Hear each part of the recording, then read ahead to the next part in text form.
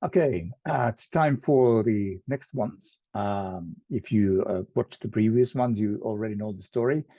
So, quick taste and review over these South Asian countries. And if you want to know more about all these opportunities, you are keen to see the market with your own eyes or just want to talk more, please email me and we'll take it further.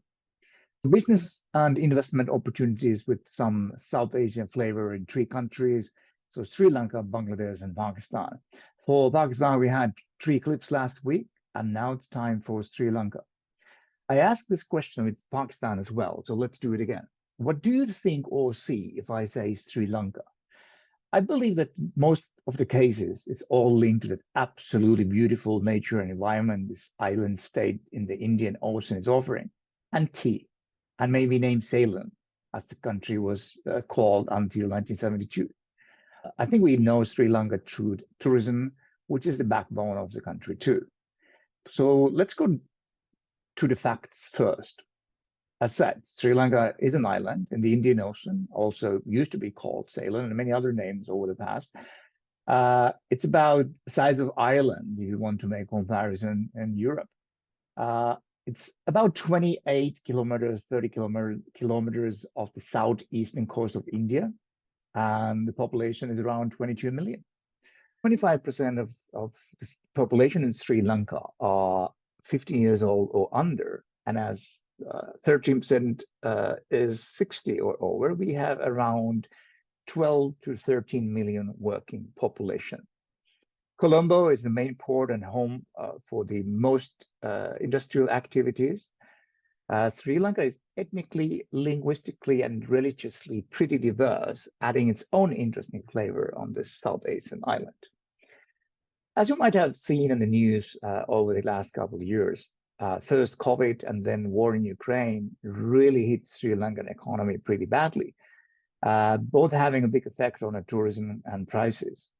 But Sri Lanka is recovering quite well after the IMF talks and decisions last spring, and there are plenty of foreign investors visiting Sri Lanka almost on a weekly level. So I think it would be time to visit Sri Lanka for you as well.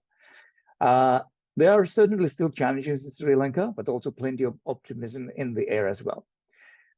Speaking of that, I had a great honor to witness that wonderful feeling right after the IMF decision in March when the Green Energy Summit took place in Colombo.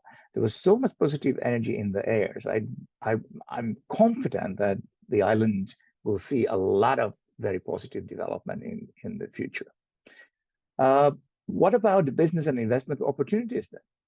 There are obviously many different areas, but for these clips, I picked up tourism, IT, logistic, textile, maybe other manufacturing sectors, and obviously energy. At least we'll see. Let's start with tourism sector. Sri Lankan tourism receipts peaked in 2018 with a 5.6 billion US dollars, with a recorded 2.5 million tourist arrivals. Thus, for contrast, only less than 200,000 tourists arrived in 2021. So there was a huge drop, and we can all understand that we are still climbing up. There's optimism in that sector as well, and we already saw the sign for better last year, and this year is also looking pretty well. I think that Sri Lanka's winning combination is the mix of attractions, so anything from beaches to wildlife, rainforest, and historical places, and obviously many festivals. So talking about the business, hotels, big and small, so boutique ones, but also plenty of things happening in the restaurant business. From product and technology side, growing business needs equipment and technology, but there are also plenty of opportunities in franchise and property investment side as well. So what the hospitality business in Sri Lanka might be looking for from your company, for example? Well, I would say that if your company works with sector-related infrastructure, technology, consultant or development services, water purification technology, energy equipment, you should definitely look at the market right now. The industry sector has faced huge challenges over the last years, but tourists are finding their ways back to Sri Lanka.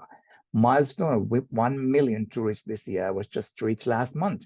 So it's getting back on track. And if you operate in the hospitality sector, would be keen to invest in the hotel restaurant business in Sri Lanka, please drop me an email and we can talk more.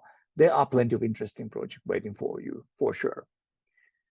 Another one for this first episode is IT and technology. The total export of IT sector of Sri Lanka is around 1 billion US dollars, and the whole sector has been enjoying pretty steady growth over the last decade. There's also a growing amount of foreign companies outsourcing their IT tasks like software development to Sri Lanka, also quite many from Europe and Nordic, or as we say, Scandinavian market. The IT sector in Sri Lanka serves many industry verticals as well, which makes it even more important for the development of Sri Lanka. Those like apparel, textiles, financial sector, media, tourism, obviously in addition to that very tech-driven industry like communication. As a whole, the Sri Lankan IT sector has around 120,000 well-trained and skilled people.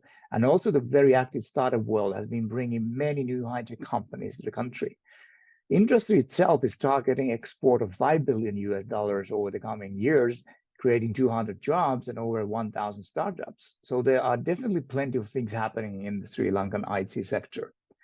So if your company is looking for skilled workforce for your application development or testing, outsourced R&D operations, or you are keen to invest where some magic is happening as we speak, I believe you should start to browse the opportunities in Sri Lanka.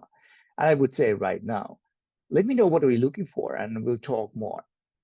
This was the first one about Sri Lanka. I said plenty of other businesses and investment opportunities waiting for you, so let's talk and plan. And more on Wednesday, more about manufacturing, textile, maybe about foods too. But we'll see. See you then.